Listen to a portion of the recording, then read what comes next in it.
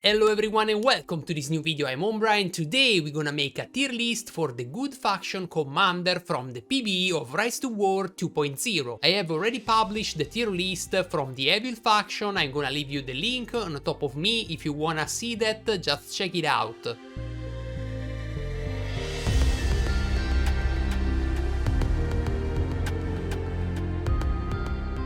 First and start with this tier list, I wanna invite you to check the video about the skill of the commander of good faction. I already posted on my channel and I leave the link on the top of me. It's really interesting and is the best way for make your own opinion on the new meta of the commander. The first commander we're gonna talking about is ARAGORN II. In my opinion, is deserving to be in S meta tier, not the highest of S meta tier, but still really decent on dealing damage and also with decent buff. The second commander is still ARAGORN II, but in the version of King of Men. This version is also deserving for BS meta tier, a bit less strong in my opinion than the normal version, cause like damage dealer is inferior, but is a bit superior in terms of buffing the troop. Then we're gonna talk about ARWEN, and for me ARWEN right now is just B tier. Okay, nothing special, but decent. The R5 skill is still pretty solid, but is not anymore decisive like in the past. Then we have BALIN, and for me right now is just C bad, cause on the kit have nothing particularly good for play on the current meta, no synergy, just bad skill. BEORN is a damage dealer for sure, and not a lot of synergic team where you can play that, but it's enough for be considered A tier, and yes, it's good, it's a good damage dealer.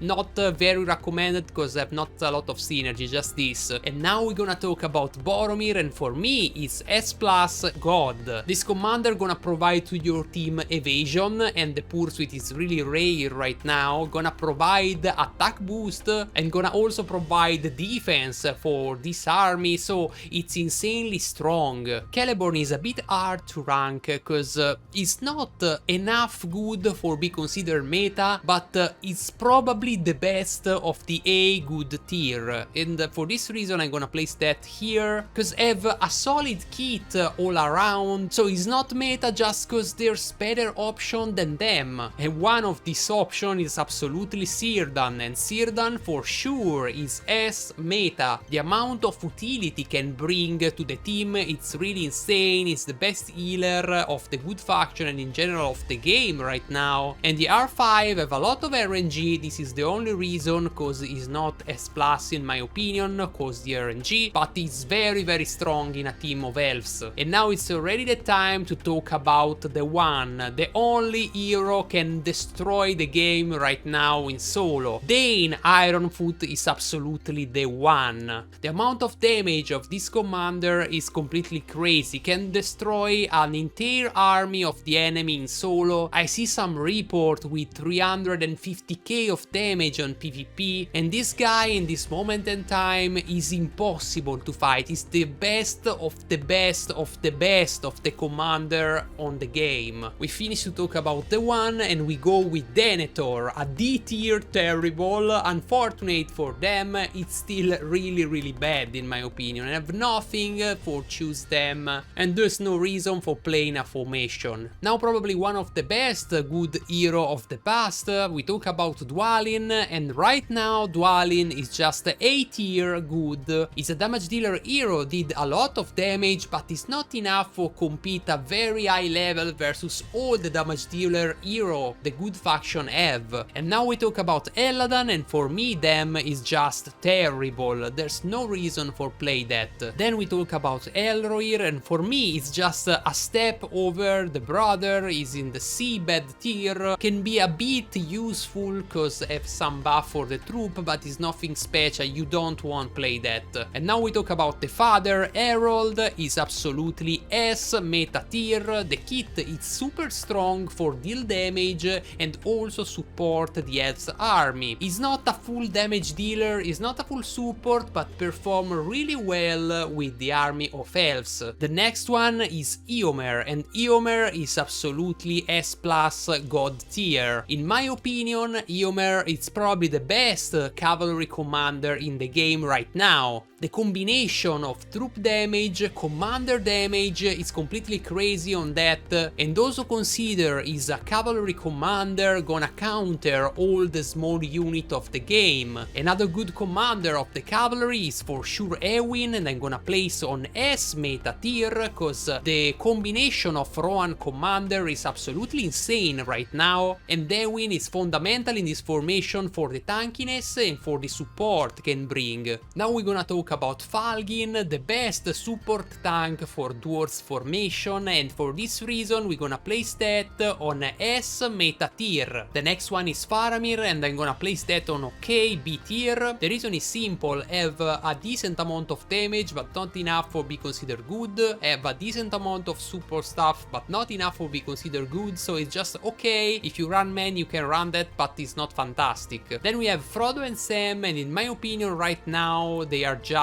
bad. There's no reason for play that. Have just some skill of evasion but only for themselves, so it's useless play that in a team. The next commander is Galadriel, and is absolutely S meta. It's close to be god in my opinion, but I'm gonna place that on S meta cause I think miss something. What Galadriel gonna do for you is a very high amount of focus damage, gonna madness the enemy, and also gonna protect your troop with healing and white console. Then we're gonna talk about Gandalf the Grey, and here another hero fall down. I'm gonna place Gandalf the Grey just on B OK tier. I know in the past Gandalf the Grey it was one of the best hero, in particular for counter the Witch King, but now Gandalf the Grey is not anymore a factor. But on the other side we have Gandalf the White on a S+ god tier. The reason is simple: the unique is so strong, the 2 skill of damage are very strong, and also you're gonna have to choose from buff your troop attack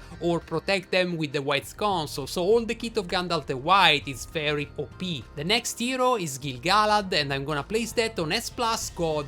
This commander gonna provide you evasion, and that is fundamental in a game where the pursuit is not anymore a factor. Gonna give attack and defense for all your health formation, all your formation, and that is insane, and also gonna give you the white console for reducing the damage. So in terms of value this commander is completely insane. Gimli is absolutely to place on S+ god cause the damage of that is really insane, also the skill have a good utility, but it's the last one of S+ god cause in my opinion there's not a lot of difference between bring a Gimli to the fight or bring a Galadriel in terms of utility. Now we're gonna talk about HALDIR, and for me HALDIR right now is just okay, it's not terrible, have some damage, have some buff, nothing special, nothing bad. We have also HIRGON, go on B OK tier for the same reason, have some skill for doing damage, some skill for healing, but not enough for be considered good.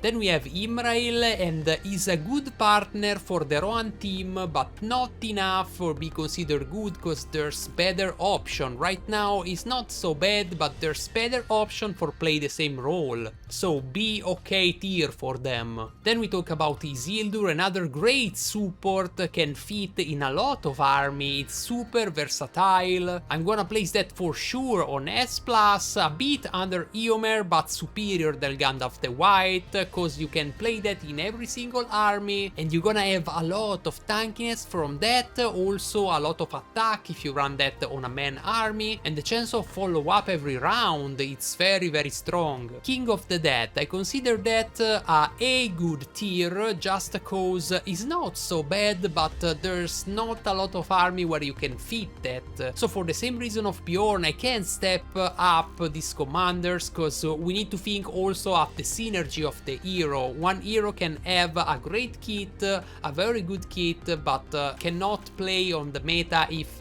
have not partner for play. Legolas is another damage dealer hero, and I'm gonna place that after HIRGON, so it's even worse than HIRGON in terms of damage dealing, and is nothing special, is not enough bad for be considered bad because have a bit of damage, but it's not recommended played it. Merry and Pippin, I'm gonna place that on a good tier, a bit under DWALIN, but like support they are good, they are not bad, you can fit that in a lot of army, and now they have sense to be played in my opinion. Next commander is Sori, and for for me Ori, unfortunate, is again terrible, have nothing in the kit for be considered playable in a dwarf team or whatever you want. Then we talk about Radagast the Brown, and in my opinion right now Radagast is just be okay but close to be bad. Have a good healing but nothing more, and the healing right now is not the meta. Now we talk about THEODEN, probably the second best commander for cavalry in the entire good faction. I'm gonna place that on S+,